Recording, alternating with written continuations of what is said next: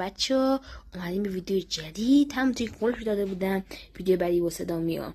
امروز اومدیم یه ترفند یادتون بدیم که بهتر با اسکوپ تیراتون هد بخوره. اول لینداهای ترمینی، بعد شما UMP رو میگیرید، بعد نکنید دقیقا میگیرید رو پایین تنه، یه ذره میره رو بالا تنه، بعد میپرید میره دوباره میگیرید اینجا. این ترفند یه ذره باید قلعه دستون بیاد. من یه ذره قلعه دستون رو راحت میتونید با اسکوپ هد بزنید. نکنید مثلا یه ذره اینجا مثلا میگن شد، اینجا مثلا میگن ولی اگه یه ذره بین نیم تن و بالاتن و نیم پایین تن بگیرید، بپرید اسکوپ قشنگ قلف میکن تیرتون مثل چیتر رو.